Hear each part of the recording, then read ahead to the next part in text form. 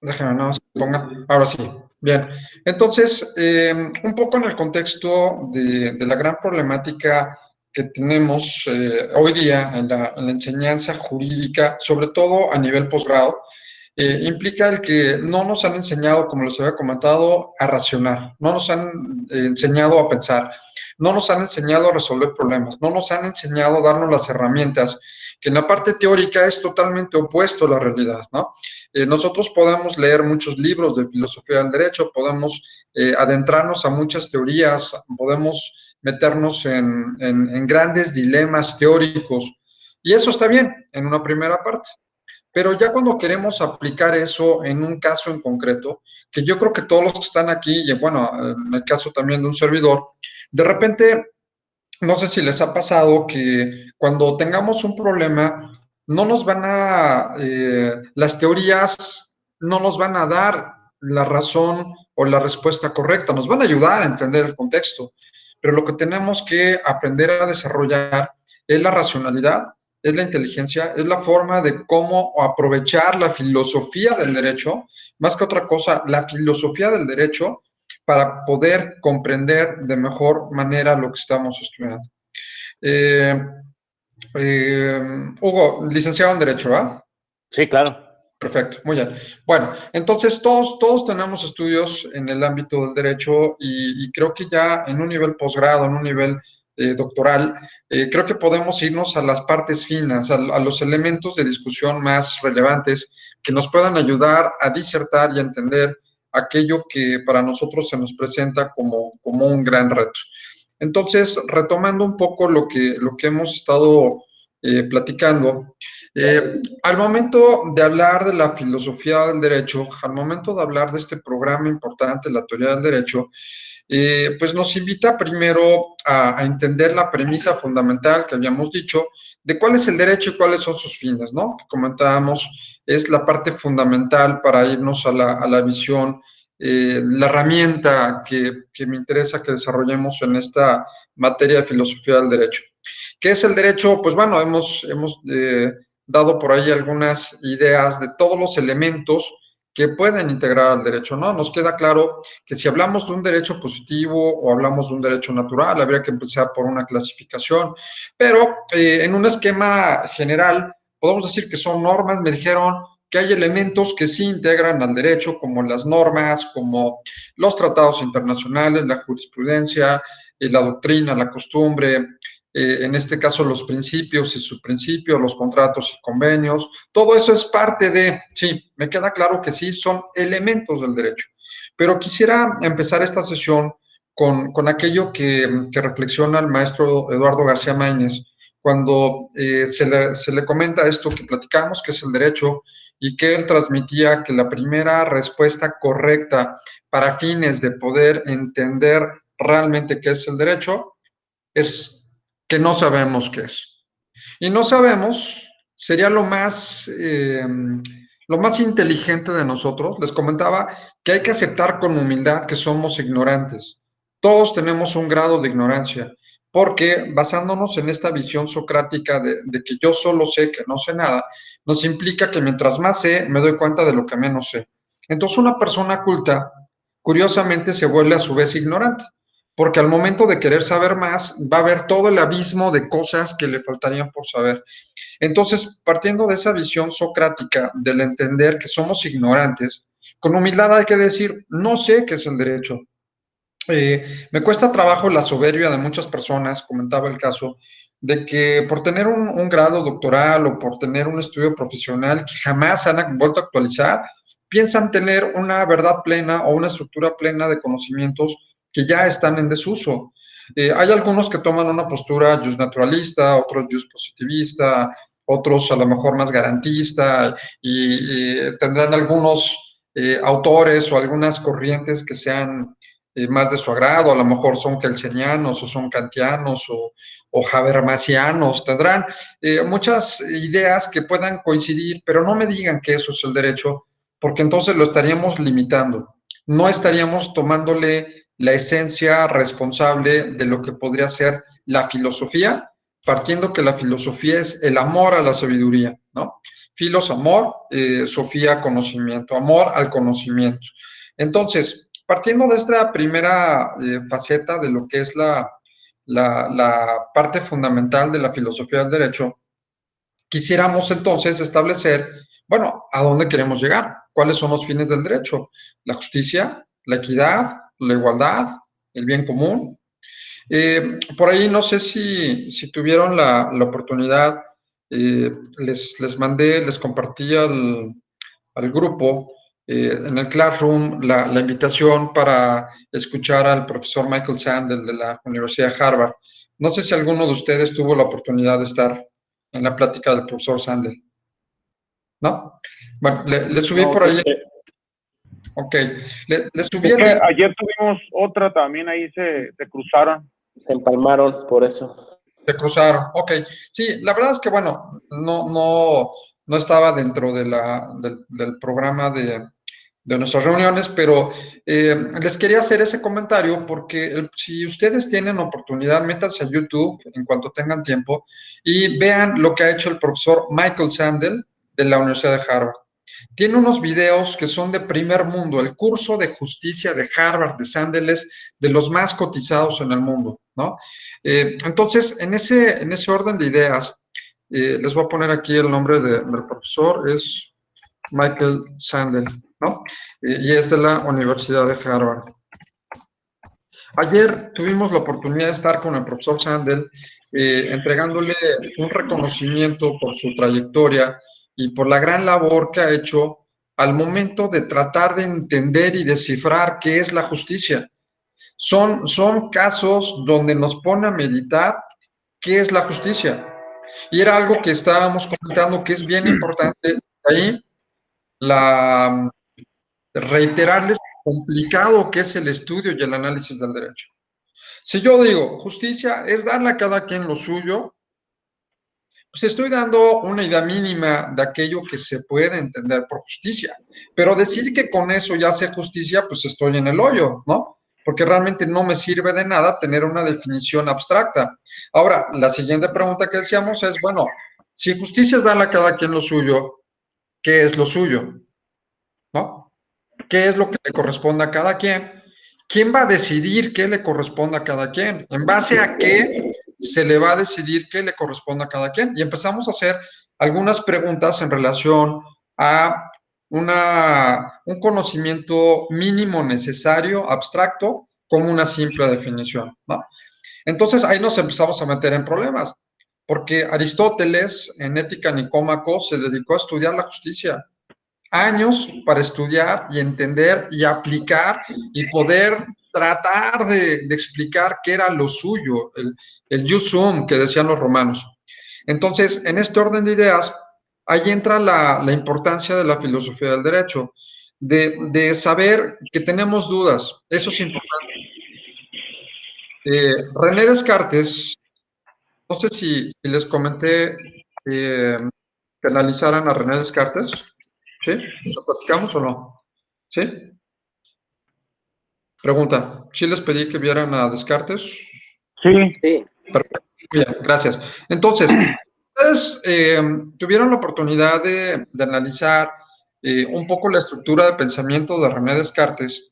La parte fundamental de Descartes, como ya les comentaba, es la duda metódica. Hay que dudar. Dudar para llegar a un conocimiento superior, para llegar a un conocimiento más profundo. Es increíble, y es más, hay una parte donde René Descartes, dice que el hombre es perezoso. El hombre no le gusta pensar. Al hombre se va sobre la idea de la cultura del menor esfuerzo. Y véanlo ahorita, Internet es una herramienta muy importante, pero si quiero buscar algo, me meto a Internet, le pongo en Google, pongo eso y lo primero que me aparece, ahí está ya mi investigación, ¿no? No hemos ido más allá por nuestra propia responsabilidad de entender y de saber si lo que estamos viendo es lo correcto, si estamos pensando de manera adecuada, si lo que se nos ha dicho, ojo, se nos ha dicho como verdad, realmente es una verdad.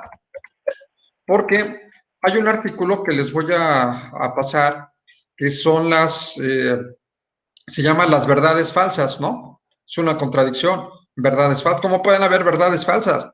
Pero nos han inventado muchas cosas que nos han planteado como verdad. Y entonces ahí es cuando el hombre tiene que utilizar su inteligencia y tiene que decir, bueno, tengo un grado mínimo de conocimiento en el cual me he quedado estático. Ya será una decisión personal, porque esto no es solamente una materia, pero será decisión de ustedes el quedarse así, estáticos, con una cultura mínima, o el seguir creciendo y tratar de avanzar y tratar de ser lo que llamamos verdaderos juristas. Esto es lo que hace diferente a un técnico del derecho a un jurista. Yo quiero que sean ustedes juristas. ¿Qué quiere decir? Que piensen el derecho, que estudien el derecho, que aprendan el derecho, que sepan interpretar al derecho, que sepan entenderlo en pocas palabras. Entonces, si me quedo con una idea limitada, pues obviamente no voy a poder entender que hay un conocimiento superior de aquel que se me ha presentado como un principio de verdad. Les platicaba también que hay una figura fundamental en la filosofía que es el repensamiento, que es fundamental. Volver a pensar lo ya pensado. Lo que ya se pensó no se puede volver a pensar. Sí, ¿no? Aunque lo haya resuelto la Suprema Corte de Justicia de la Nación, lo podemos volver a pensar y podemos volverlo a discutir y podemos ver si hay defectos y si hay circunstancias que no tomaron en cuenta los señores ministros o quien haya resuelto en uno o en otro sentido. ¿Se podrán equivocar? ¿Son seres humanos? ¿Tendrán ideas a lo mejor muy antagónicas o tendrán ideas muy anacrónicas? ¿Habrán estudiado bajo el régimen de Kelsen en un positivismo recalcitrante? Habrá muchas cosas que ver. La formación, la postura del juzgador, sus ideas, cómo poder entender algo si no somos críticos y no tratamos de buscar esa realidad. Y les ponía un ejemplo en Kelsen, Hans Kelsen, el padre del positivismo. Hans Kelsen, en la teoría pura del derecho, su obra clásica, ¿no? Teoría pura del derecho, él señalaba que el derecho era un conjunto de normas jurídicas, conjunto de normas jurídicas. Y bueno, pareciera que ahí estaba resuelto el problema, y pues bueno, ¿quién va a dudar de Hans Kelsen, no? Todo el mundo estudiamos algo de Hans Kelsen. Pero bueno, curiosamente, en el momento histórico que se vivía en la época de Kelsen, él nunca dijo que el derecho, al hablar de normas jurídicas, era igual a la ley. No sé quién dijo eso, que la norma jurídica era igual a la ley, y no es cierto. Y nosotros por muchos años, que es el sustento del positivismo, dijimos, hay que respetar la ley, para eso son las leyes. ¿Qué es lo que puede hacer un servidor público? Solamente lo que la ley le faculta, ¿no? Bueno, entonces vivimos en un régimen autoritario de la ley. Es que así lo dijo Hans Kelsen. Bueno, y después de haber estudiado a Hans Kelsen, por ejemplo, los grandes autores, los grandes tratadistas, los grandes pensadores, y puedo hablar de muchos contemporáneos, por ejemplo, en el caso de Luigi Ferrajoli, ¿no? Eh, no sé si los han escuchado, Luigi Ferrajoli, o a Jürgen Habermas, que habíamos dicho que eran de los clásicos, Jürgen Habermas, ¿no? Que hablan de una visión diferente del conocimiento jurídico y cambian esta parte de lo que es la norma por ordenamiento jurídico.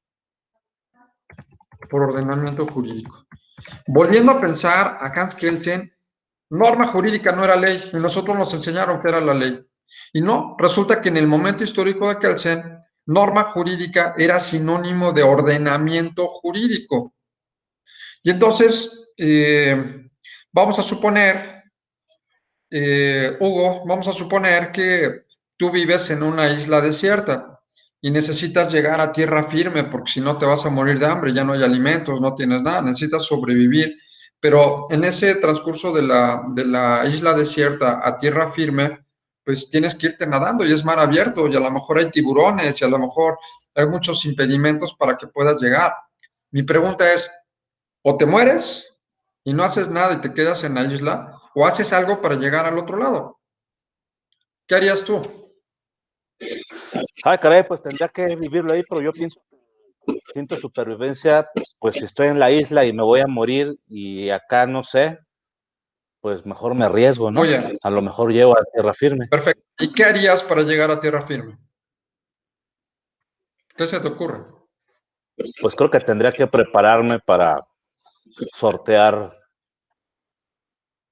¿Sabes? Es que es muy complejo el mar, a veces tiene unas corrientes que lo llegan a atrapar a uno y verdaderamente lo asustan. Uh-huh. Los animales marinos, por ejemplo, los tiburones. Claro, te puede comer, ¿no? Voy a abrir un paréntesis. Cuando era yo chavito, me llevaban a la playa y me iba hasta allá. Y hace unos años salió un canal que se llama Discovery Channel. Y después de que sacaron la semana del tiburón, no me meto más allá de las rodillas. Sí, bueno, pues sí, más vale. O sea, sí hace uno repensar, decía, bueno, pues, ¿qué tenía yo en la cabeza para andar hasta allá? ¿Quién sabe dónde? Y ahora ya lo repensé y creo que es bastante arriesgado. Pero en una situación de que si estoy aquí y de todas formas me voy a morir, y si voy por este otro camino no sé, pues vamos a echarnos el volado. O sea, y eso es yo creo que lo que haré el instinto de conservación. Ok, muy bien. Entonces, ese instinto de conservación, en el ejemplo que les pongo es, a lo mejor vas a construir una lanza, ¿no? Una lancha, perdón. Una lancha, a lo mejor vas a tratar de cortar madera y hacer una lancha y medio irte flotando, o vas a adentrarte y vas a irte nadando, o vas a agarrar no sé, eh, alguna ave y le vas a jalar de las patas y a lo mejor te vas a ir volando con esa ave. No lo sé. ¿Qué puedes hacer? No lo sé. Pero a lo que voy es que tienes que llegar al otro lado. Si no te mueres. Bueno, lo mismo pasa con el derecho. Yo estoy en la isla desierta, pero necesito aplicar justicia, por ejemplo. El derecho tiene que ver con la justicia. Mi pregunta es, ¿qué tenemos que hacer para verdaderamente lograr que se haga justicia? Esa es la gran pregunta. ¿Quién me lo puede responder? ¿Qué tenemos que hacer para que realmente pueda hacerse justicia? ¿Qué harían ustedes como juzgadores, como abogados, como servidores públicos? ¿Qué hacen ustedes para llegar al otro lado? ¿Solamente con la ley? Sí, Francisco, adelante. Probablemente se me viene a la mente en la cuestión política. Nuestros políticos son un parteaguas para definir nuestro futuro y normalmente no es como que de alguien sabio darse cuenta que los que quieren estar en la política es por todos los beneficios que obtienen, por todo el lucro, el robo, y no realmente por servir a su ciudad. O sea, hablando de la ciudad de Celaya, yo creo que tantos políticos que hay están pues empantanados en puro transar, puro para su beneficio, o sea, ya sean los anteriores, los nuevos, y creo que los que importan no es tanto el partido político, sino la persona. Entonces, creo que si se le bajara, no sé si será muy tonto, muy burdo el salario a un político. Creo que hay países que creo que es de manera voluntaria o se les paga muy poco. Uh-huh. De esa manera, tendrían que estar los que deben de estar. Entonces, si hay resultados para la política celayense, entonces hay bonos, hay beneficios, porque en todos los trabajos es así. Tú te inscribes a representar a una cartera mercantil y te dicen, te voy a dar este porcentaje de lo que ganes, te voy a dar este bono si logras esas audiencias de diligencias de embargo. Y acá en lo político todo el mundo hacemos caso omiso y siempre están los que van a estar, normalmente gente que, pues por así llamarles de sociedad, pero de sociedad para robar. Entonces yo creo que ese sería un punto importante, que los políticos se les bajara el salario y ya de ahí ver si funciona, ¿no? Está bien, digo, podría ser que tengamos gente que verdaderamente haga lo que tenga que hacer, ¿no? Eso me queda claro. Hugo, sí, adelante. Sí quiero comentar lo que dice Francisco, porque yo creo que sí necesitamos aristócrata, más preparado. La verdad es que no podemos dejar perdón por lo que voy a decir, a cualquier pendejo que nos gobierne, porque es peligroso, muy peligroso, lo estamos viviendo y estamos, creo que, en una situación verdaderamente aterradora. Y pienso que debemos exigirle, oye, compadre, cuando menos una maestría ahí, aunque sea una universidad, compadre, o sea, pero una maestría, ya el hecho de venir a este tipo de sesiones, bueno, voy a hablar más por la experiencia de la maestría, sí lo número uno, y sí lo hace, o sea, hay compañeros que luego ponen el dedo en la llaga y dicen, caray, este compadre tiene razón.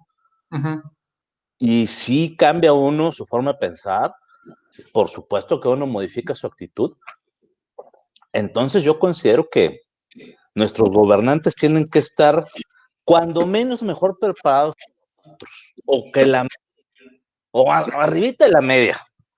Digo, porque es necesario que gente, si no con experiencia, cuando menos con una forma de pensar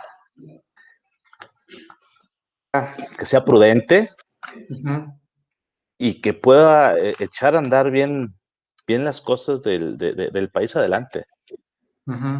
Ok. Es mi punto de vista, gracias. Sí, no, y adelante. Sobre todo, un poco el contexto que quiero poner sobre la mesa es, la ley puede ser un instrumento, debería de ser el instrumento más adecuado para lograr la justicia, debería de serlo. En nuestro país realmente habría que criticar y cuestionar si la ley realmente es aplicable o no. Hay que ser críticos al momento de saber si debemos o no debemos aplicar una ley. Y conste que aquí puede generar mucha polémica, porque decir, es que me estás diciendo que no debo de respetar en algunos casos la ley, la respuesta tajante es sí. Habrá casos que no debas de respetar la ley, porque al momento de pensarla, te estás dando cuenta de todos los actos de injusticia que están generando. El derecho no puede ir, la ley, en contraposición con la justicia, no pueden ser antagónicos, tienen que ser parte de, ¿no? Entonces, un poco en el concepto que estamos analizando es, bueno, ¿qué hacer para lograr que se aplique la justicia? Todo lo que sea necesario de manera lícita para alcanzar el fin, todo, sin limitante alguna. ¿Qué tan creativos van a ser? No lo sé. Eso entra muy en el hecho de hacerle, por ejemplo, a mí me gusta mucho la historia del Quijote, publico semanalmente algo sobre el Quijote, estoy haciendo una tesis sobre la interpretación del derecho y el Quijote. Se me hace una obra de arte emblemática. ¿Por qué? Porque qué tanta creatividad puedes llegar a tener para lograr los fines, como sería la justicia. ¿Qué tanto? No lo sé. Puede ser a lo mejor una demanda, puede ser un amparo, puede ser a lo mejor ir y convencer a un servidor público, llámese un secretario, llámese un magistrado, un juez, un ministro. A lo mejor necesitamos darle todos los elementos necesarios para convencer de que nosotros tenemos elementos para que se gire la balanza de uno u otro sentido. En nuestras manos, que es algo bien importante, en nuestras manos está la libertad de las personas, la dignidad de las personas, el patrimonio de las personas, ¿no? O sea, son bienes jurídicamente tutelados que están bajo nuestra custodia como defensores del derecho. Ustedes saben que la privación de libertad es una tortura declarada por la Corte Penal Internacional de este siglo. Antes a lo mejor era la silla eléctrica y era los choques eléctricos o que me jalaban de las pies y las manos. Bueno, ahorita la privación ilegal de libertad es una tortura. Estamos torturando gente, porque hay mucha gente que no debería de estar privada de su libertad y está privada de su libertad. Por la razón que sea, por un procedimiento, pónganse a ver, un procedimiento a lo mejor mal llevado, a lo mejor desde la autoridad acusatoria, a lo mejor desde el juzgador, a lo mejor desde el abogado defensor, a lo mejor porque no tiene recursos para pagar un defensor. ¿Me explico? ¿Cuánta gente no habrá privada de su libertad de manera injusta? Muchas. Hay muchas historias, muchas, podemos contar muchísimas. Váyanse un día a un reclusorio y platiquen con la gente y van a ver por qué razón los han detenido y no han tenido una defensa adecuada para poderlos sacar. Bueno, esa gente está en nuestras manos poderlo defender. ¿Qué vamos a hacer para lograrlo? Lo que sea necesario, lícitamente hablando, para lograr el fin. Para mí ese es el derecho. Todo aquello que me ayude de manera lícita, de manera permitida, que me ayude a lograr el fin, será parte del derecho. Y entonces, ¿qué voy a utilizar? Ah, bueno, no voy a utilizar solamente la ley, voy a utilizar a lo mejor jurisprudencia y voy a utilizar tratados internacionales y voy a utilizar el derecho internacional de los derechos humanos y voy a saber qué son los derechos humanos y voy a hablar de la ética y voy a hablar de filosofía y voy a hablar de cuestiones paralelas que puedan ayudar a entender el contexto para entender cuál es el problema y buscar una solución. Entonces el jurista se vuelve una persona culta, el jurista se vuelve una persona que necesita saber, ojo, mínimamente, obviamente del marco jurídico, pero hay una teoría, se las voy a poner aquí en el chat, hay una teoría que se llama la teoría tridimensional del derecho. No sé si la han escuchado alguna vez. La teoría tridimensional del derecho. Esta teoría tridimensional del derecho, pues bueno, su nombre lo indica, son tres dimensiones, son tres aspectos. El primer aspecto, el número uno, por supuesto, es el derecho. Ese es el centro de todo, es el derecho, punto número uno. El punto número dos es la sociología. Y el punto número tres es la filosofía. Si ustedes no tienen mínimamente, repito, mínimamente para entender al derecho una noción sociológica y filosófica, no saben derecho. Tajantemente no saben derecho. Estoy diciendo mínimo, ojo, porque el derecho es multidisciplinario. Habrá que saber muchas otras cosas más. Pero no poder hablar del derecho, hagan de cuenta que han aprendido derecho de manera muy aislada y muy árida. Pero al hablar de esta teoría tridimensional, se nos menciona forzosamente tienen que entender el complemento de estos tres, que son indisolubles. El derecho, ya lo estamos tratando de entender, ¿no? El derecho en cuanto a sus fines, todo aquello que me ayude a lograr y alcanzar la justicia, todo aquello que me ayude a alcanzar y lograr el bien común, todo aquello que me ayude a lograr la convivencia humana, todo eso va a ser parte del derecho, ¿no? ¿Qué? No lo sé, la ley, insisto, la ley, la jurisprudencia, la doctrina, todos los ingredientes que ustedes le puedan poner para lograr el fin. Eso va a ser parte de. Eso es lo que tenemos que entender por el derecho. Pero bueno, nuestro curso es filosofía del derecho, nos estamos metiendo en el punto número 3 de la teoría tridimensional, pero quisiera nada más a lo mejor explicar brevemente, sé que creo que llevan por ahí una materia de sociología, fundamentalmente es importante tener una noción previa de sociología. No sé si han llevado algo en su formación, ya sea en licenciatura o en su posgrado, en maestría. ¿Han llevado a alguien algo de sociología? ¿No? No, pues aquella sociología bien árida primero en la facultad, ¿no? O sea, era un libro de Luis Racasés, un ladrillo de este tamaño, que en ese tiempo, la verdad, uno no tiene ni siquiera la madurez de entender esas cosas. Ah, bueno, y el maestro Luis Recasens es toda una institución en la UNAM, ¿no? Su libro de sociología son obras clásicas, pero ya está obsoleta, eso es como historia, es como los libros del doctor Burgoa, Ignacio Burgoa, que son muy buenos, pero ya hay cosas más novedosas, ¿no? Así como Burgoa desplazó a Jacinto Pallares, parece ser que Fixamudio desplazó al doctor Burgoa, ¿no? Sí, que acaba de fallecer, por cierto. Por cierto, hace poco hubo la noticia. Bueno. Hace unos días falleció el doctor Héctor Fixamudio, sí, un constitucionalista de mucho renombre.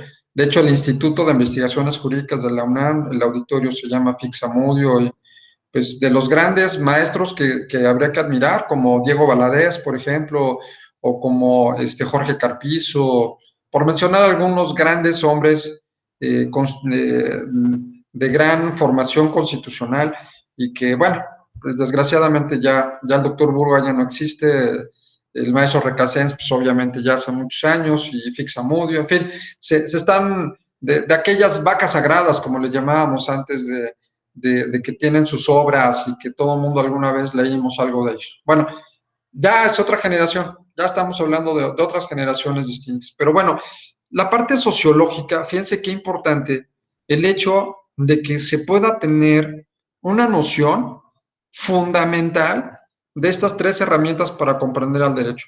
Insisto, nosotros vamos a aplicar dos de la teoría tridimensional. Vamos a hablar de entender al derecho con una visión de naturaleza filosófica. Pero bueno, la sociología aparentemente se podría decir que es la ciencia que estudia la sociedad, ¿no? De manera muy simple, como decir, el derecho está integrado por normas jurídicas, pero eso no nos interesa tanto entenderlo en una visión teórica conceptual, sino podríamos decir, bueno, ¿y qué hace la sociología? ¿Para qué sirve el derecho? ¿Cómo funciona? Bueno, les voy a hablar de algunos puntos fundamentales. La sociología, por ejemplo, estudia los cambios sociales, ¿no? Aspecto fundamental, los cambios sociales. Habla de los fenómenos sociales. Los fenómenos sociales. Ojo, habla también de la interrelación de los seres humanos. Interrelación de los seres humanos. Los seres humanos, ¿sí? Entonces, hablando de estos aspectos, se hace el primer cuestionamiento. ¿Qué surgió primero, la sociología o el derecho? Decían, bueno, es que si no hay derecho, pues no puede haber una sociedad, ¿no? No puede haber una sociedad sin reglas, pero tampoco podría haber una sociedad porque o sea, no puede haber un esquema de derecho sin personas que requieran este orden jurídico. Entonces, se estuvo analizando y algunos expertos decían, no, primero nace el derecho y después la sociología, y eso es falso. Primero surge la sociología, es más antigua la sociología, y después surge el derecho, ¿sí? Y esto tiene una razón de ser. Pregunta, ¿ustedes creen que el derecho deba ser el instrumento adecuado para regular la conducta del hombre en la sociedad? ¿Para convivir en una sociedad? ¿Debe ser el derecho el mecanismo para convivir en una sociedad? No, definitivamente creo que... Pues no, pero lo estamos haciendo así. Cambio la reflexión. O sea, no puede haber una sociedad sin reglas, ¿no? Quiere decir que el derecho es necesario, ¿sí o no? Bueno. No es derecho, más la regla, la parte de la conducta, la convivencia. Ok, entonces, al momento de entender que el derecho es un instrumento fundamental para regular la conducta del hombre dentro de una sociedad, entonces les hago una pregunta fundamental ahorita. Tenemos una constitución de primer mundo. Si ustedes leen los primeros artículos de la Constitución, se van a enamorar del Estado mexicano y se van a enamorar del Estado de Derecho en México. Bueno, mi pregunta es, si tenemos este marco jurídico constitucional de primer mundo, ¿por qué no se aplica? ¿Por qué en la sociedad vivimos con una constante violación al Estado de Derecho? ¿Por qué la Constitución me dice, todo el mundo tiene el derecho a la educación, todo el mundo tiene el derecho a la salud, todo el mundo tiene el derecho a una vivienda digna, todo el mundo tiene el derecho a un montón de cosas? Y en la práctica no es cierto, no es todo el mundo, solamente algunos. Entonces, pregunta, ¿el derecho realmente está cumpliendo su papel de resolver los problemas sociales? Sí, no. Pues no. ¿No?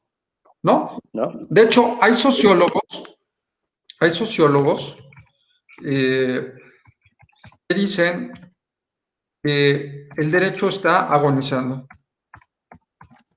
El derecho está agonizando. Nuestro sistema de derecho está agonizando. Hagan de cuenta que está en terapia intensiva con respirador automático y marcapasos y ahí se anda convulsionando el derecho, ¿no? Tratando de revivirlo, pero tenemos que actuar de manera diferente, entender de manera diferente al derecho, porque no está funcionando. Y les voy a poner un ejemplo tangible que nos dicen los sociólogos. Eh, el jurista, ojo, hay un libro que se lo recomiendo mucho, se llama El sociólogo como guardián del derecho. Si lo encuentran, lo pueden bajar inclusive de internet. El sociólogo como guardián del derecho. Es una obra de arte, lo van a disfrutar, en un fin de semana lo leen. El sociólogo como guardián del derecho. Y entonces, ¿qué dicen los sociólogos? Empiezan a criticar al derecho. Y ponen un ejemplo. El concepto tradicional del jurista, del derecho, del sistema de normas en nuestro país, es que necesariamente tenemos que generar leyes para poder llevar a cabo el control social. México es el país que tiene más leyes en el mundo. Somos el país más legislado del mundo. Luego entonces, si somos el país más legislado del mundo, pues deberíamos de estar como en Disneylandia, ¿no? Deberíamos de tener una armonía plena porque la solución es la ley. ¿Hay corrupción? Vamos a hacer una ley contra la corrupción. ¿Hay delincuencia? Una ley contra la delincuencia. ¿Hay problemas de salud? Una ley de salud. Todo lo estamos generando a través de leyes. Había una propuesta reciente de un grupo de diputados federales que estaban, no digo partidos por no generar problemas políticos, pero que decían que querían generar una ley para que los niños obesos no comieran papas fritas en las escuelas. Esa era esa era su iniciativa. Vamos a hacer que en las escuelas no se vendan papas fritas porque ya hay muchos niños gordos en México. Y entonces hay un problema de obesidad. Bueno, ¿ustedes creen que con la generación de leyes, con la creación de tantas leyes, siendo el país más legislado del mundo, estamos resolviendo nuestros problemas sociales? No, creo que todos coincidimos que no. Y si no es así, entonces lo que dice el sociólogo es que no podemos dejar a cargo de una ley la solución de los problemas de la sociedad. ¿Saben cómo se resuelven normalmente los problemas en las sociedades más avanzadas? Y pongo un ejemplo. En México está prohibido tirar basura, nos vale gorro y seguimos tirando basura. En Europa no está legislado tirar basura y la gente no tira basura. ¿Cómo se llama eso? Se llama cultura. Cultura. Cultura. Conciencia. Exacto. Perfecto. Eso es lo que nos hace falta. Educación, cultura. Valores. Exacto. Eso es lo que nos está haciendo falta. No me sanciona, es más, fíjense, un poco en el contexto de los sociólogos, hay un factor fundamental de la norma jurídica que hace que la tengamos que cumplir. Norma, ¿cuál será? ¿Cuál será el elemento principal de la norma jurídica que haga que la cumplamos? Pues la coerción. Claro, la coerción, la sanción, claro, el carácter coercitivo. Si no fuera obligatorio pagar impuestos, ¿pagarían impuestos? No. Así, yo honestamente. creo que muy pocos. Yo creo que no, la verdad es que no. Como Creo para que sí.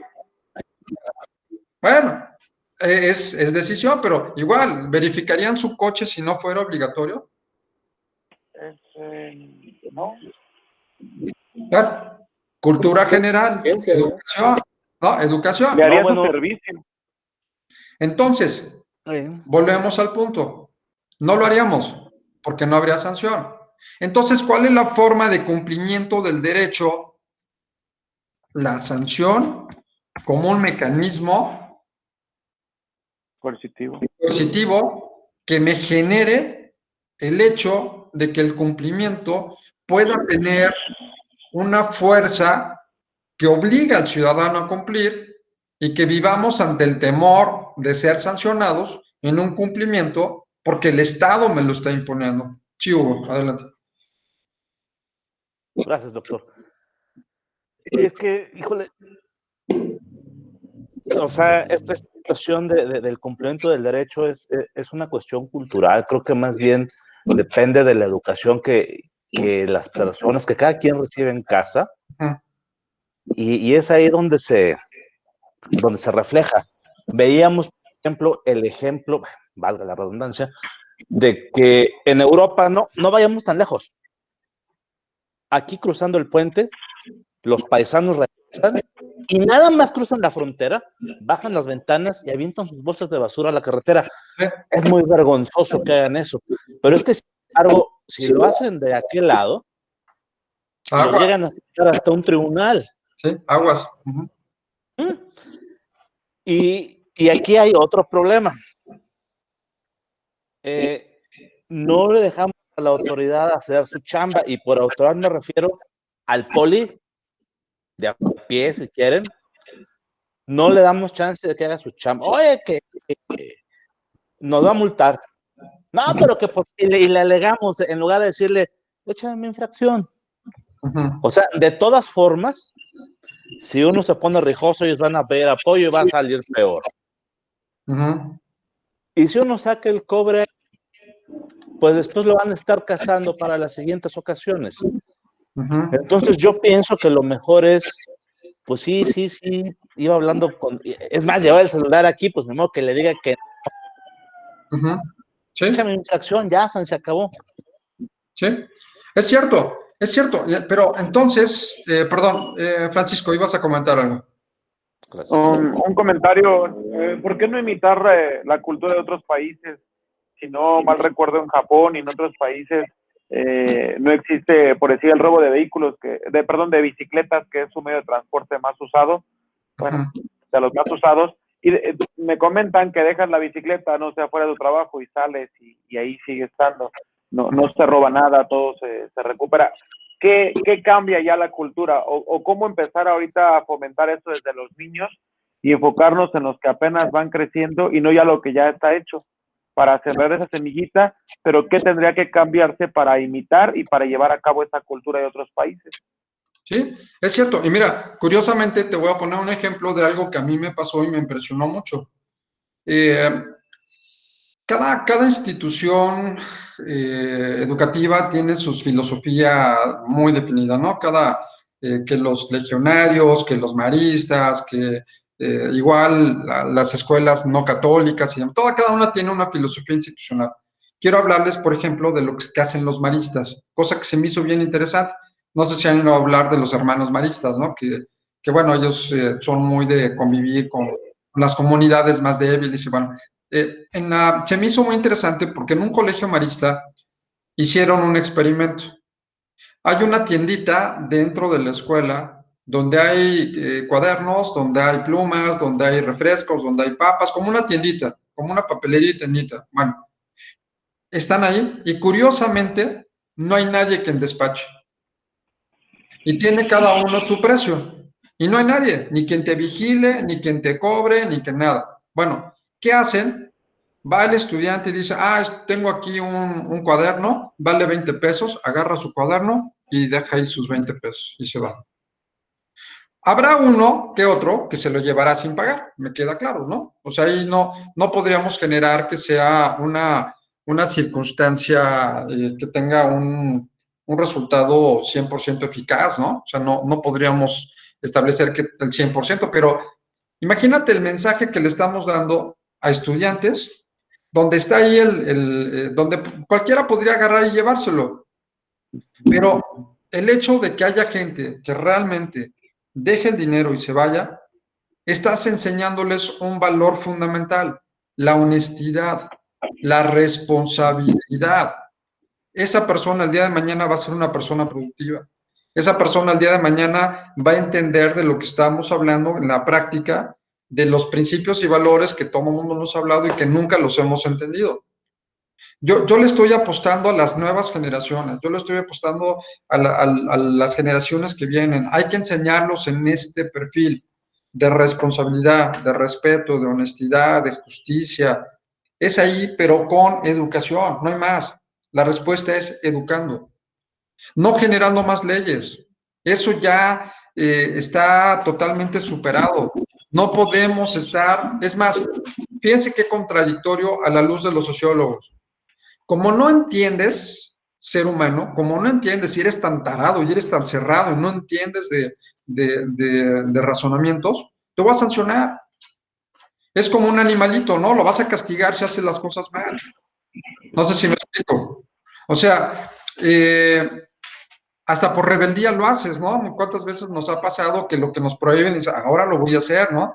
Es que está prohibido, no sé, tomar en la noche, pues agarras y tomas, o salir con tu coche, con tus copas, lo voy a hacer, ¿por qué? Porque no me gusta que me sancionen o que me prohíban o que aquello que yo consideraría que fuera algo que para mí no estuviera mal, el hecho de prohibírmelo es un reto como para hacerlo, es una invitación a hacerlo en un acto de rebeldía. En cambio, si de antemano vas entendiendo, y les pongo otro ejemplo, en Querétaro a mí me pasó,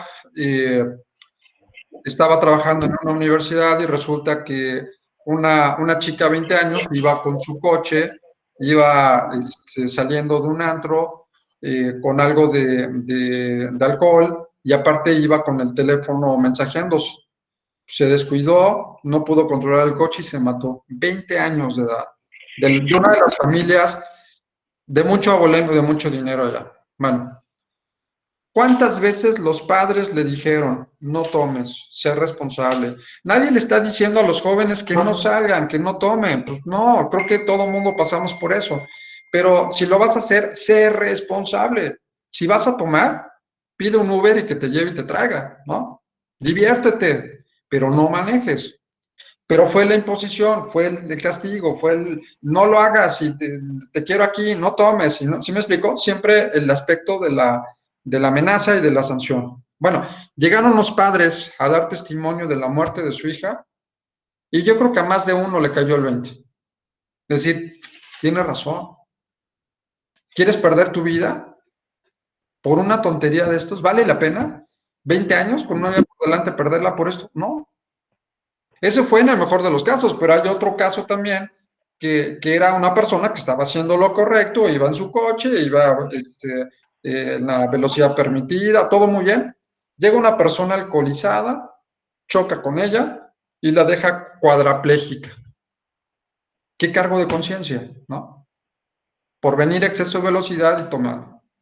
Moraleja, no debemos de prohibirlo, debemos de explicarle las consecuencias. Debemos de enseñar el valor de la responsabilidad. Es tu vida, es tu cuerpo, es tu decisión, pero estás afectando a terceras personas. No sé si me explico. Había un familiar que la verdad, después con los años lo entendí, pero se me hizo bien raro. Tenía una hija adolescente y cuando salía con el novio, le decía, hijita, llévate tus preservativos. ¿No? El papá diciéndole a la hija enfrente del novio. Pues para mí así como que yo me estaba diciendo, pero ¿cómo? ¿No? ¿Cómo es posible? ¿Pero qué le estás diciendo? Cuídate, prevé. No, hay enfermedades que puedes evitar si tienes una cultura de responsabilidad de tus propios actos. No sé si me explico. ¿Cómo explicamos? Y eso es lo que están enseñando los nuevos expertos de la teoría del derecho. Quiten la sanción de la norma jurídica y entonces traten el esquema de la responsabilidad por el esquema de la conciencia de la razón de ser del derecho. Hay un autor, se los voy a poner aquí, se los recomiendo mucho, es H.L. Hart, no sé si lo han escuchado. Si ya lo escucharon, qué bueno. Y si no, léanlo. La verdad, H.L. Hart, así se llama, y su obra clásica se llama The Concept of Law. Lo pueden, si hablan inglés, lo pueden leer y lo van a disfrutar mucho en inglés. Y si no, también está la versión en español, The Concept of Law, de H.L.A. Hart. Habla de esto que estamos comentando ahorita. ¿Qué es el derecho? The Concept of Law, ¿qué es el derecho? El derecho no son normas jurídicas. El derecho es educación. El derecho es entendimiento. El derecho es razonamiento.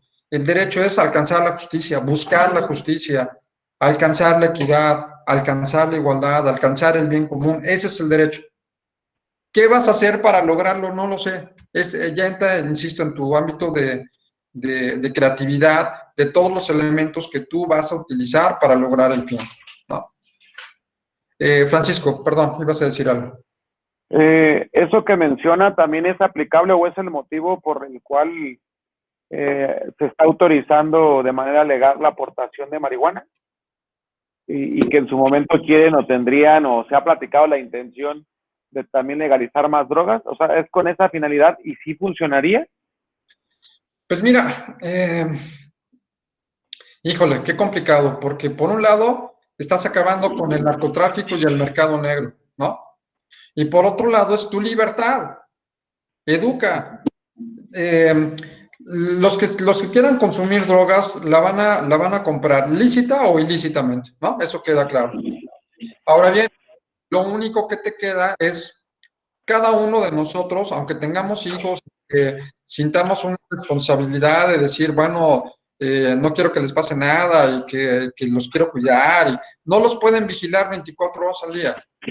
Entonces, lo único que podamos hacer es hacerles conciencia que es su cuerpo, que es su vida y que es su responsabilidad, ¿no? Y ahí está el mal y está el bien, ¿no? O sea, van a salir al mundo y van a encontrarse con cosas buenas y cosas malas. Bueno, enséñales que el mundo es así, ¿no? Enséñales qué puede pasar si se van por este lado y qué pueden pasar si se van del otro lado. Que sea su decisión. Tú obviamente les deseas que tomen la mejor decisión, pero va a ser su vida, su responsabilidad, sus consecuencias. Entonces yo creo que si educamos, yo creo que podríamos lograr que se erradicara el consumo de drogas, yo creo que sí. Explicando las consecuencias, explicando si alguien que ya lo toma de manera adictiva, mira, esta persona hizo lo mismo y ve cómo está ahorita. Es tu decisión si quieres acabar ahí, es tu cuerpo, no es tu vida. Creo que ese es un poco el contexto que hace falta para darle vida al derecho, ¿no? Pero también se lucha con el contraste de los ejemplos que idolatran o que siguen la gente que, por decir, sigue a un José José, que siendo buen cantante, la libró hasta la edad que la libró consumiendo droga, alcohol, mujeres, y tantos ejemplos que sobran. Entonces, aunque tú al ser humano le digas, ¿sabes qué? Las consecuencias son estas, y dicen, pero ¿de una de cuántos? ¿De 10 o de 100 o de 1000? O sea, Sí, claro, claro. Mira, Alejandro Ferrer, dígale, sí, totalmente de acuerdo. Y yo creo que lo más que podamos hacer nosotros es educar, es dar el ejemplo, es que entiendan. Yo creo que mucho, vuelvo a lo mismo, es razonamiento, que entiendan. No castigues. Si tienen hijos o tienen adolescentes, no los castiguen, hablen con ellos, platiquen con ellos, explíquenle el por qué pueden estar mal, ¿no? Es una forma diferente a que te voy a sancionar y te voy a meter a la cárcel. Y si tomas, te vas a detenido. Y si, ¿me explico? ¿Por qué? Porque ese es el reto y eso no ha funcionado en una sociedad como la de nosotros. Y sin embargo, por eso les decía, quiten la sanción de las normas en México, nadie las cumpliría, ¿no? Nos reíamos de ellos, pero hay que cambiar el chip, que es educación. Por ejemplo, en el caso de Boston, el transporte público es de primer mundo. Las escuelas públicas son las mejores que hay. Los sistemas de salud públicos son los mejores que existen. ¿No pagarían impuestos así? ¿No? La gente deja su coche para irse en el autobús.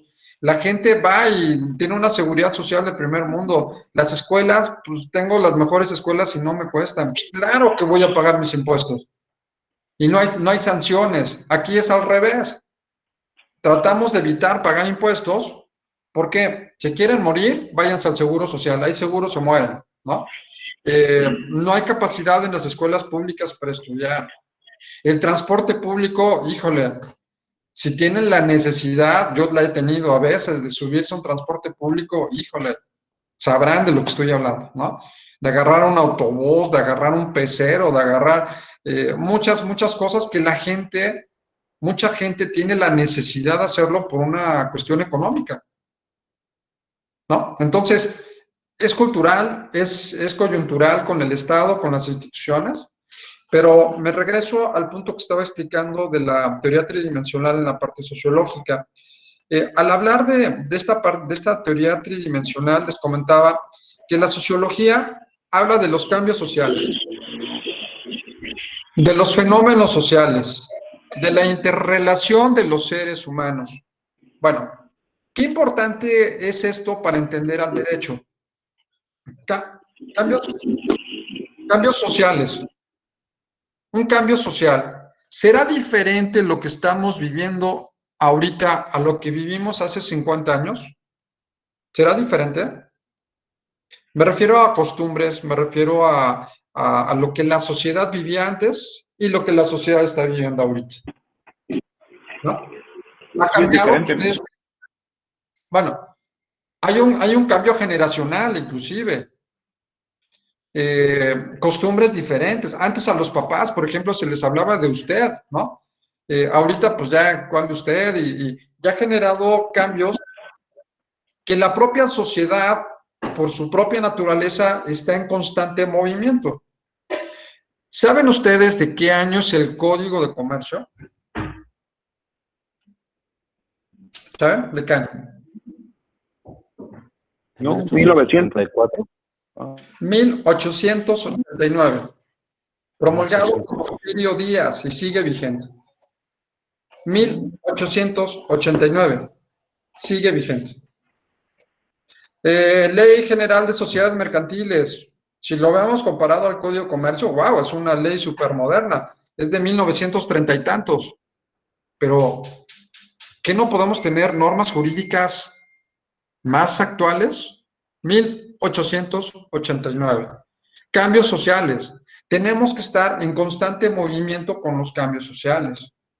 Fenómenos sociales. El fenómeno social es un cambio que genera un impacto fuerte en la sociedad.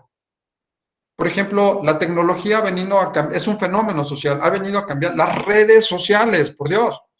Pongo ese ejemplo, redes sociales, nos cambiaron la vida a todos. El léxico. ¿No? Ustedes, claro, ustedes seguramente utilizan igualmente redes sociales, casi todos tenemos redes sociales. El impacto que tiene sociológicamente las redes sociales. Eso es un fenómeno social. Y por último, la interrelación de los seres humanos, la convivencia de todos los seres humanos. Todos somos diferentes, todos pensamos diferentes. Ahora, imagínense cómo vamos a regular a la conducta de todas esas personas que pensamos diferentes en la sociedad. Por eso es importante la sociología. Aquí les sugiero estudiar, por ejemplo, a Max Weber. No sé si alguna vez lo han escuchado, si no, les sugiero mucho leer a Max Weber o Augusto Comte. Augusto Comte. Hay un sociólogo muy bueno, contemporáneo, se llama Boaventura de Sousa Santos. Un excelente sociólogo, Boaventura de Sousa Santos. O, por ejemplo, un investigador de la UNAM, Óscar Correas. Óscar Correas. Les puedo dar mucho más nombres de sociólogos, pero si estudian en la parte general, bueno, y obviamente el maestro Recasén Siches en cuanto a la parte teórica e histórica, ¿no? Luis Recasén Siches, maestro de la UNAM, pero de los viejitos, vamos a llamarlo así, de los viejitos, sería obviamente el clásico de Augusto Comte y de Max Weber, y Recasén Siches, y de los contemporáneos, Boaventura de Sousa Santos y Óscar Correas. Les sugiero que sepan quiénes son estos señores, que lean algo de ellos, para entender más de la trascendencia de la sociología. Y el libro que les comentaba del sociólogo como guardián del derecho tiene un aspecto, ya para cerrar esta parte sociológica, tiene un aspecto bien interesante.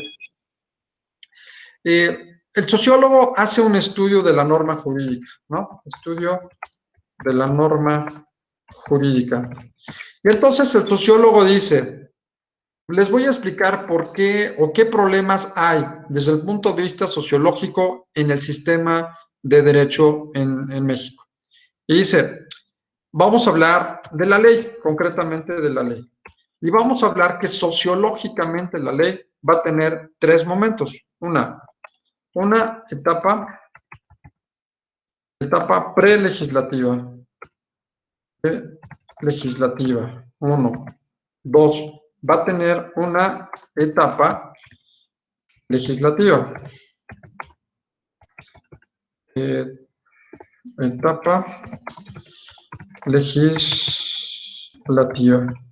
Y 3. Va a tener una etapa postlegislativa. Etapa postlegislativa. Sociológica, esto es, ojo, es un enfoque sociológico del derecho. Pregunta, ¿cuál creen que sea la etapa prelegislativa a la luz de la sociología?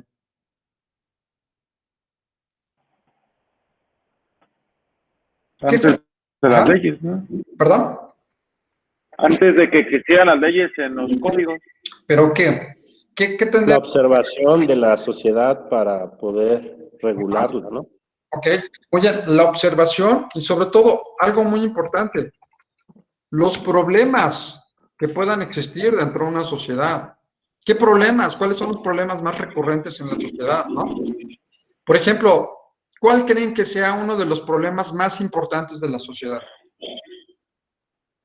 De muchos, ¿cuál puede ser importante? La seguridad. La seguridad.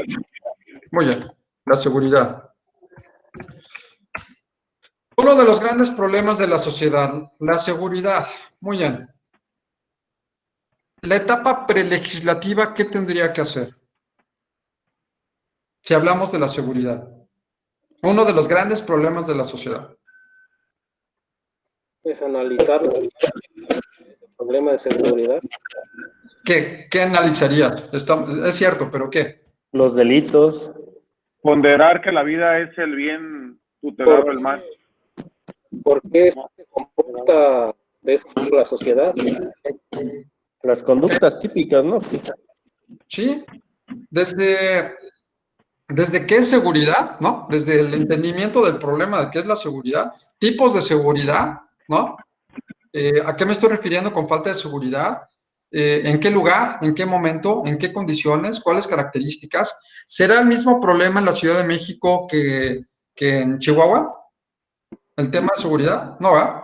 No, ¿y qué parte de la población afecta más?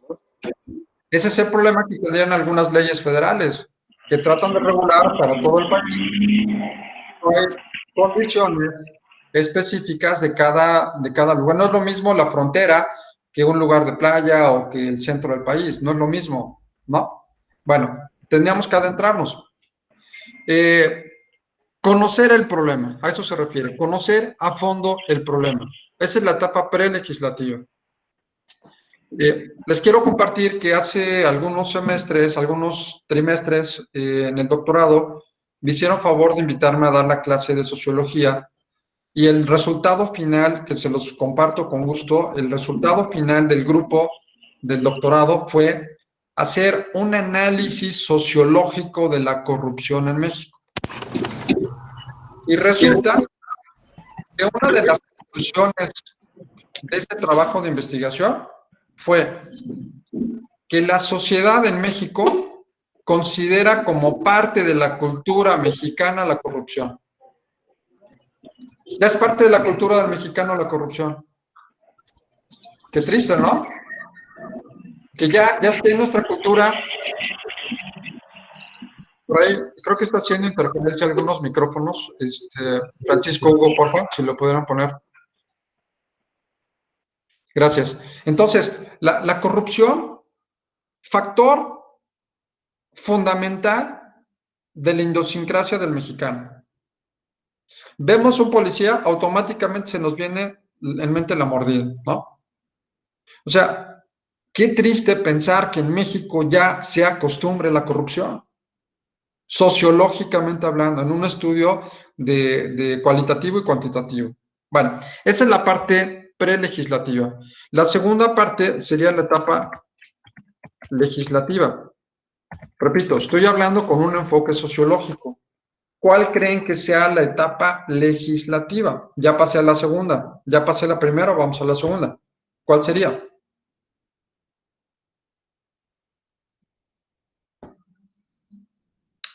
¿En qué consistiría esta etapa legislativa? El ver los pros, los contras de lo que se está legislando, ¿no? Todavía no, estamos en la etapa legislativa. ¿Qué Más se bien la hace? creación. Exactamente, la creación, ¿no?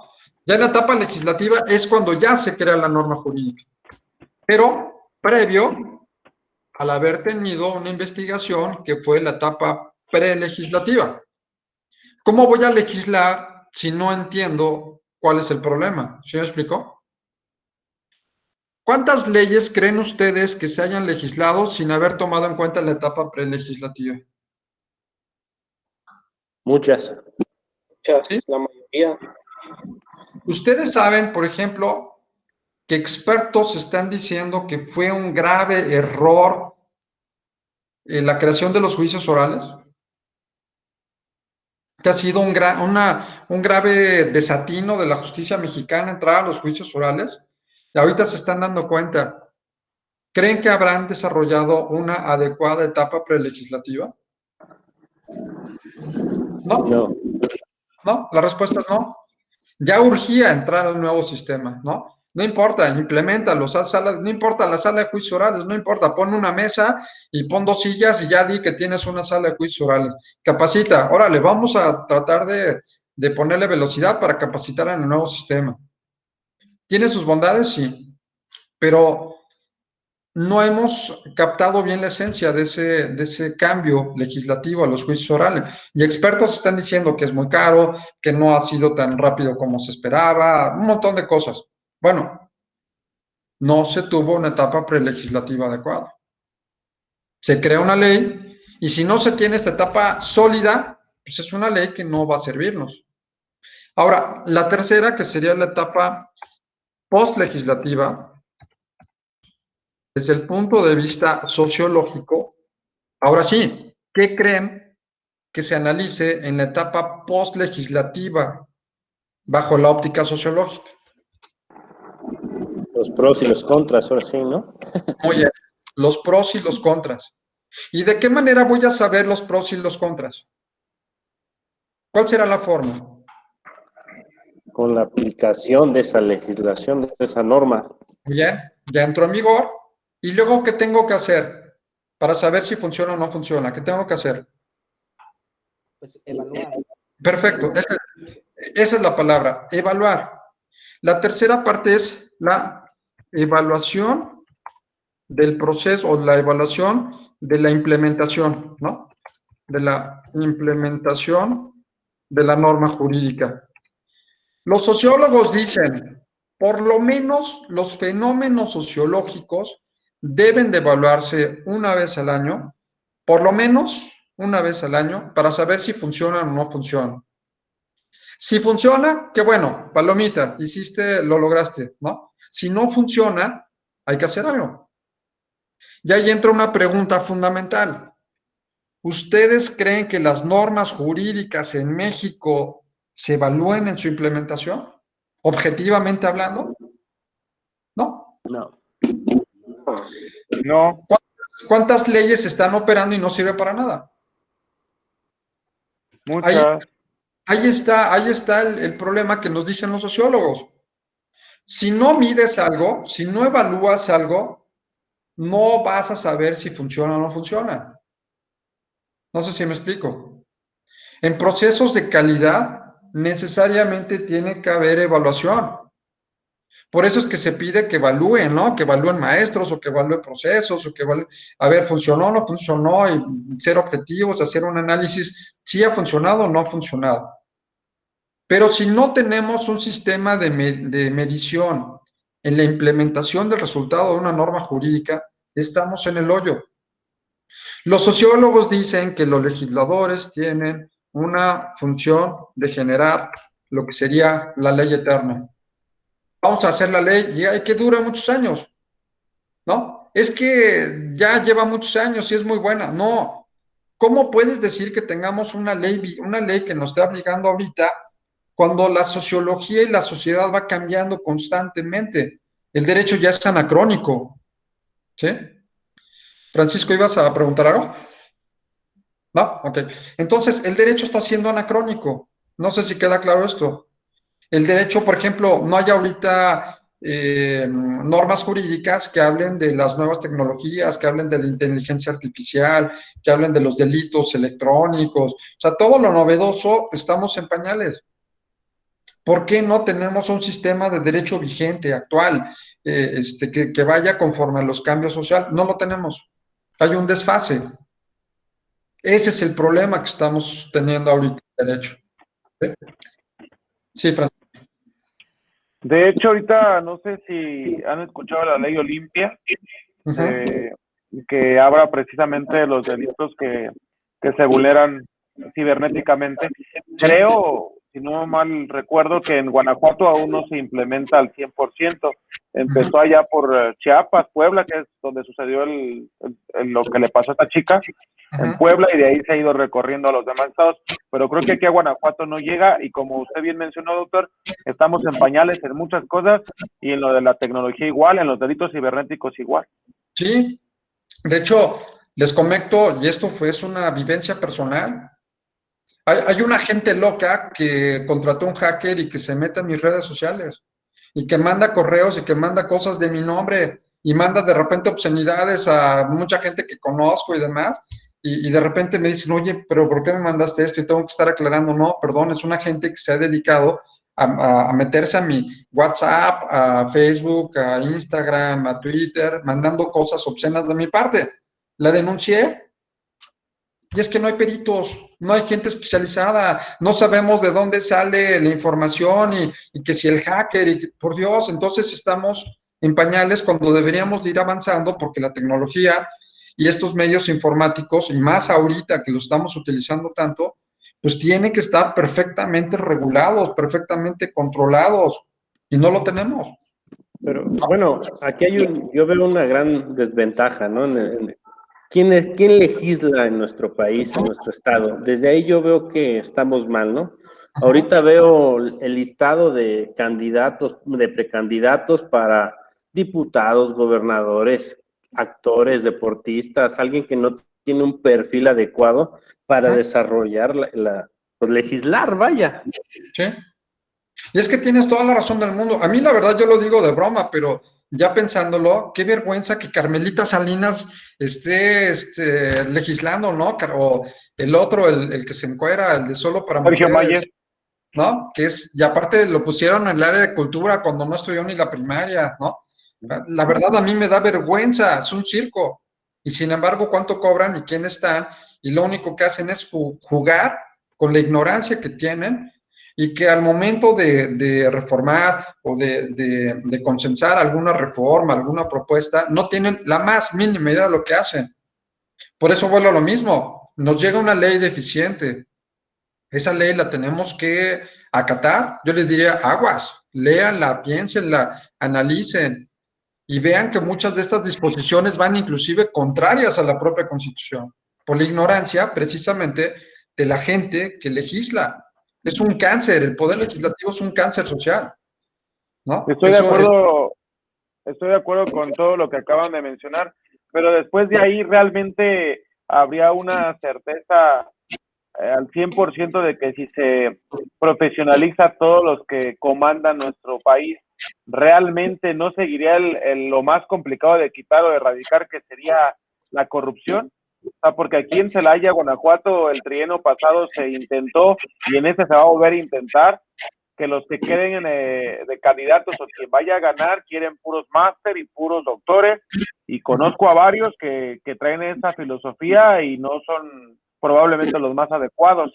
sí tendrán maestría y tendrán doctorado, pero eso no me va a asegurar porque yo conozco algunos que no van a robar, o sea, van a robar con mayor conocimiento, ¿no? O sea, nos iríamos al otro punto, porque si exiges Master y Doc, pues entonces que vayan los Master y Doc que ya existen, pero realmente no se van a vender, no va a haber alguien detrás de ellos.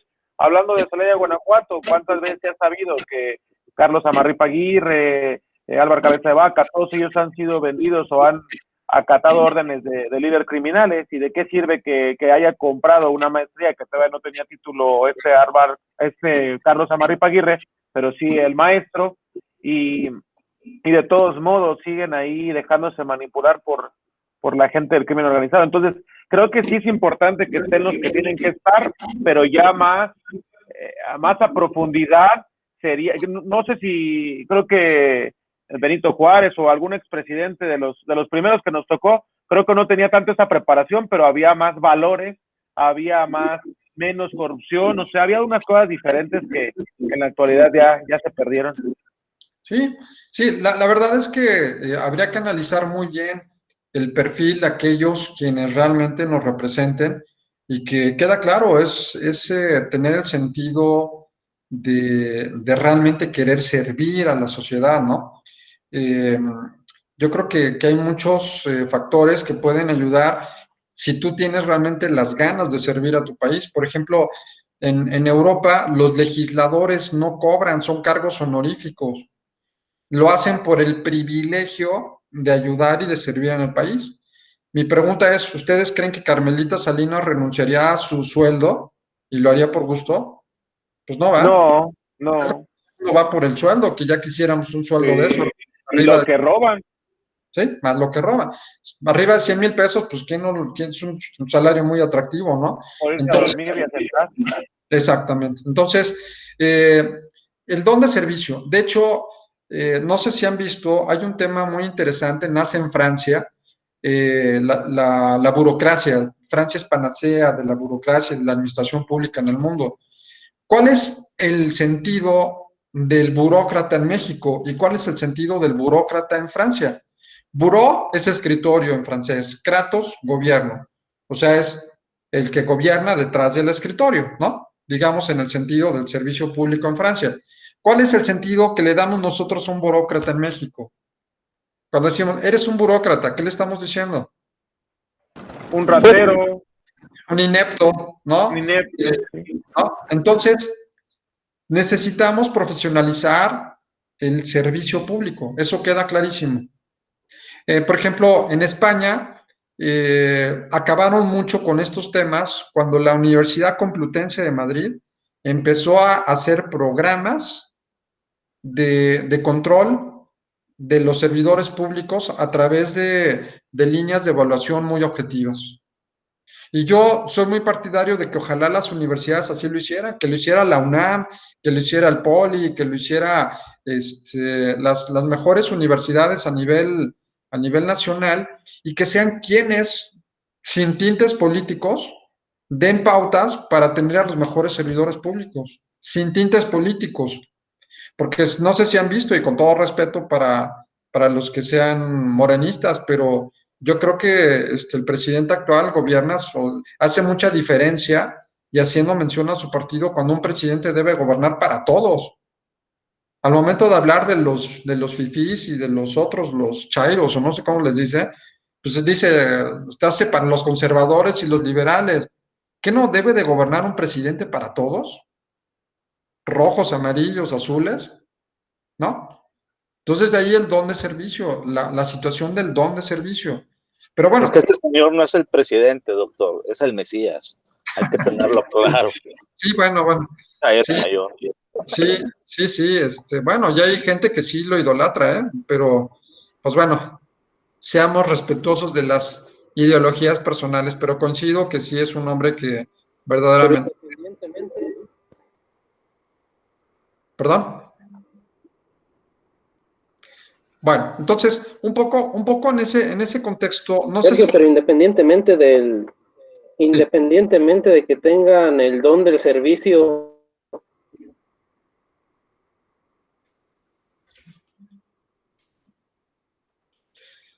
Se cortó Luis Felipe, creo que anda mal el audio.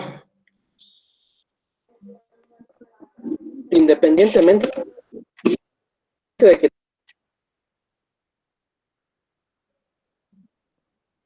Es su línea de internet. Sí, nada más se oye independientemente. No sé si quieras escribirlo igual en el chat, Luis, a lo mejor sea más fácil y te escuchamos porque se corta el audio. Bien, no sé si hasta aquí hay alguna pregunta, alguna duda, algún comentario. Me interesa mucho que empecemos a reflexionar el derecho, a pensar el derecho, a ver por qué en esta teoría tridimensional, darles una idea mínima, ojo, porque tendríamos que hacer todo es más, hay toda una licenciatura en sociología, ¿no? Para que vean la magnitud de todo lo que estamos hablando. Por lo menos dejarles la inquietud de que sí tengan una estructura mínima de comprensión de la sociología, y la sociología me va a ayudar a entender que debe de ser el derecho un parámetro importante para regular las conductas del hombre dentro de la sociedad, con cambios sociales, con fenómenos sociales, con la interrelación de los seres humanos, ¿no? Ahora, vamos a meternos al ámbito filosófico y regresamos al tiempo, a la estructura y al origen de este módulo, que es la parte de la filosofía del derecho. La filosofía, como les decía, nos va a llevar a entender el porqué de las cosas, la razón de ser de las cosas, conocer las cosas hasta sus últimas causas, entender el porqué. Por eso citaba yo a René Descartes. René Descartes con la duda metódica, cuestionen, pregunten. Sócrates, por ejemplo, lo que les decía, era un hombre que se dedicaba a estudiar, y cuando se daba cuenta de todo lo que le faltaba por estudiar, pues decía, me falta un mundo por saber, ¿no? Y él utilizaba, por ejemplo, un método que era la mayéutica. ¿Alguna vez escucharon de la mayéutica socrática? ¿Han oído hablar algo de esto? ¿No? Más o menos. Bueno, por ejemplo, Norma, ¿andas por ahí?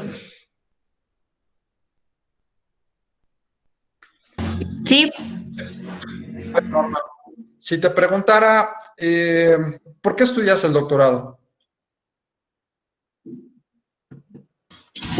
porque, bueno, tengo como que la inquietud de investigar, de crecer profesionalmente, de aprender, y pues me gusta esa parte de no quedarme con lo que tengo, sino seguir aprendiendo Okay. y pues entender más cosas, porque realmente sí considero que hay un mundo más por entenderlo.